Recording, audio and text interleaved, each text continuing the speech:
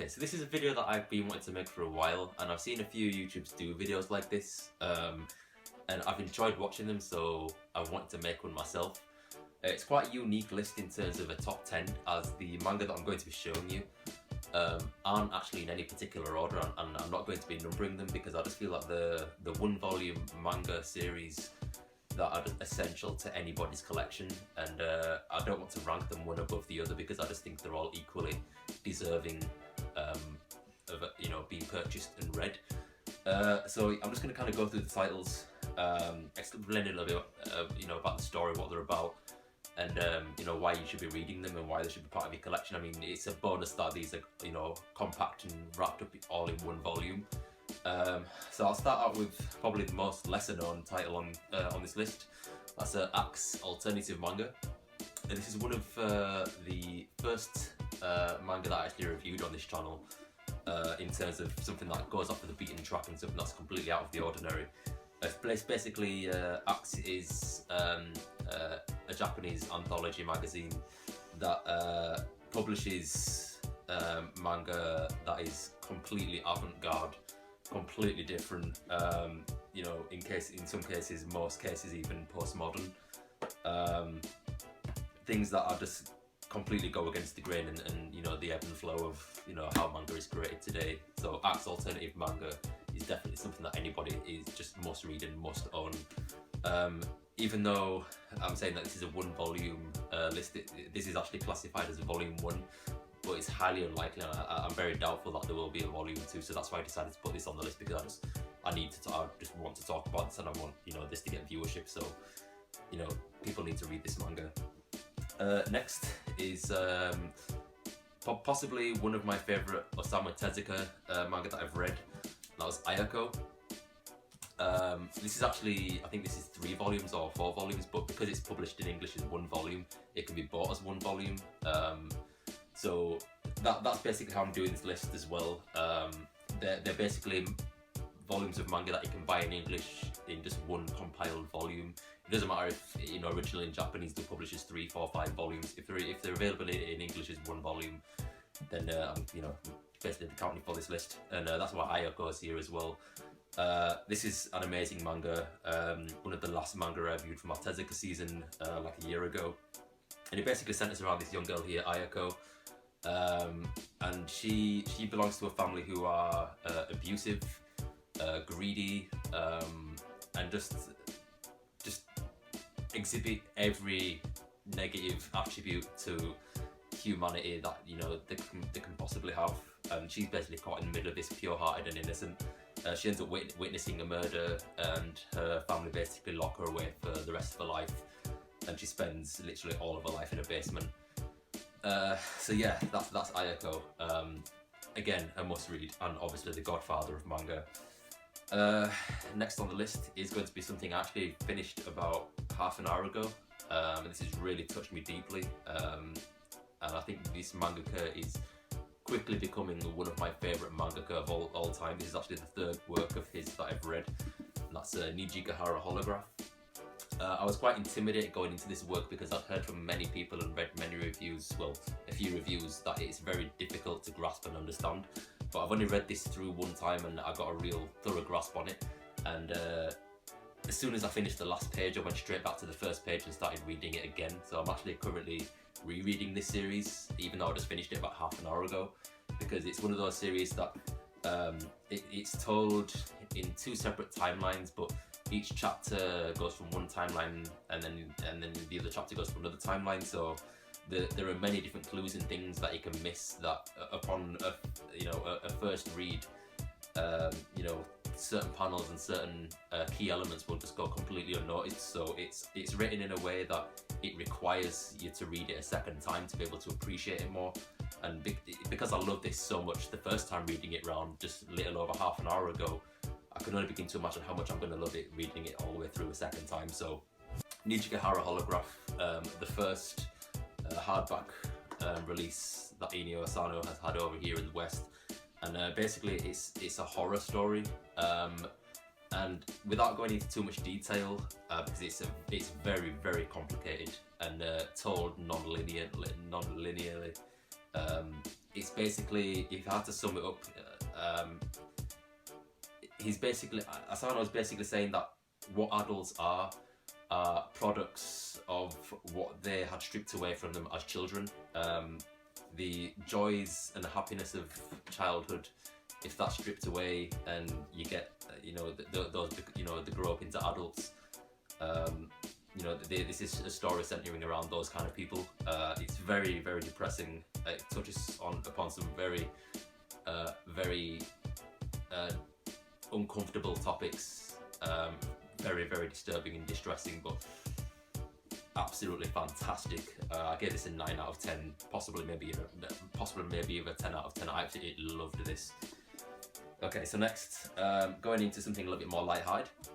Azumanga Daioh by Koyohiko Azuma. Possibly one of the funniest manga I've read, as it's solely a comedy manga, a comedy slice of life, told in the 4-koma format. You can see there.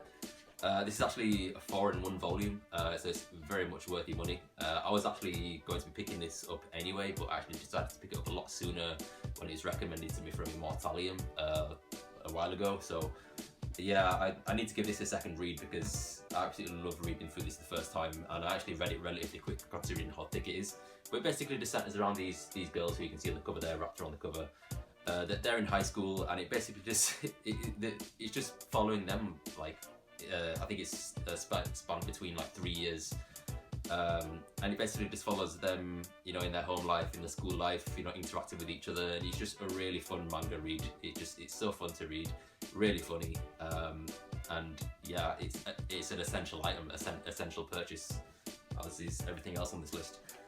Next, we're going to have a Josei title, the first work by Kyoko Okazaki that I read, and that's Helter Skelter, published by Vertical. I absolutely love this manga. I read it for my first 24-hour manga marathon, and it basically centers around this fashion supermodel here called Liliko, and she gets plastic surgery, and it gradually starts to go wrong, and as her face and body starts to deteriorate, so does her psyche and mental state. And it's just, as the name suggests, a Helter Skelter spiral down into absolute despair for this beautiful and then disturbed young woman. But yeah, it's really, really good. It's got an art style that's reminiscent of like Crayon Shin-chan, if I had to compare it to anything. It's very sketchy, very unique, and an essential read. It's amazing. Next thing I want to show you is a manga that I read a few years ago now. I probably need to give this a reread, but from reading Blade of the Immortal, it gave me a real appreciation for how good this manga was when I initially read it. And that's Ohikoshi, the short story collection from Hiroaki Samura. And yeah, it's I say it's a short story. It's got one main story and then like a couple of short stories. But it's, from what I remember of it, it was absolutely amazing. I've never reviewed it. I do plan on reviewing it after I've reread it. But again, it's just something that's essential, a must-have in your collection, because it's by such a prolific mangaka, Hiroaki Samura. He had really endearing characters, and this character on the front here, he's got a mahjong addiction and has got ties and links to the Yakuza, and gets herself into a lot of trouble. I remember really enjoying her story. But it's a really short volume, and you just need to read something like this. It's essential reading material. It's amazing. Again, we're going to have another Inyo Asano title here, and that's Salani. I think this is, from my review of it, I mean, I haven't watched my review of it, but I think I was a little bit negative about this title. But lately I've been reading quite a lot of Asano material. I've just recently reread What a Wonderful World for my second 24-hour manga marathon. I've just finished reading Nietzsche Kihara Holograph, and it just gave me a real appreciation for how good this story actually was, even though it didn't contain any of the supernatural elements that What a Wonderful World had, or any of the really darker themes like Nietzsche Kihara Holograph. This was just really pure and innocent, and probably out of the 3 works of his that I've read now is the one that closely reflects like real life in terms of just the mundaneness of it. And yeah, it's something I'm going to reread, as I feel that my appreciation for it will increase, given that I'm becoming a real fan of Inyo Asano. and it is critically acclaimed. Salani is probably out of all of his titles the one that's like best known and the one that's got the most critical acclaim. And I'm really glad that more of his works are getting published in English. Like, I know A Girl on the Shore has just been released in English, and Goodnight Pun Pun is due to be getting released. So yeah. Okay, so next onto another darker title. That's Fragments of Horror by Junji Ito. The reason why I chose this over Uzumaki, which was published in a 3-in-1 also, is because this is a series of short stories, and really kind of basically Junji Ito gets to kind of demonstrate like his different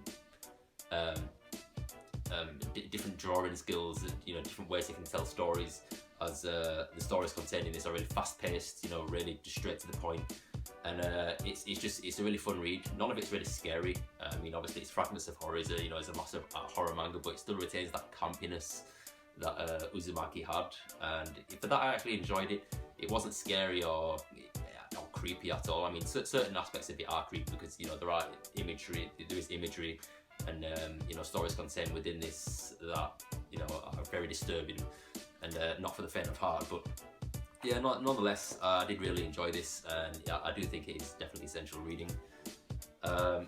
Okay, so next we have somebody from the Year 24 group. It's Motuhake, A Drunken Dream and Other Stories. Again, it's another short story collection. I really enjoyed this.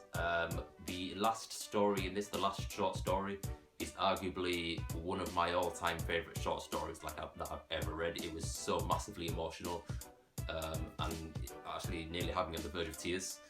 But basically, Motuhage was like one of the progenitors of modern-day shoujo manga, and this is just a short story collection of some of her greatest works, or just a nice compilation of some of her best, and you just really get a good feel for how much of a great mangaka she is, and you get some beautiful colour pages and things like that.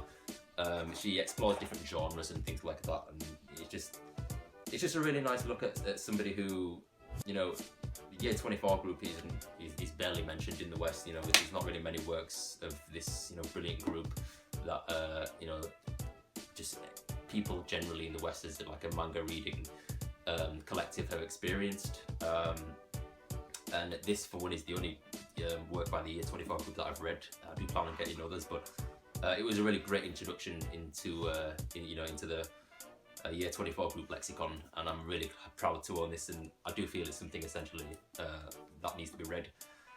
Okay, so finally, probably some of you are wondering if I was going to put this mangaka on this list, and I absolutely need to, and that's Taya Matsumoto, Tekken Kinkuri.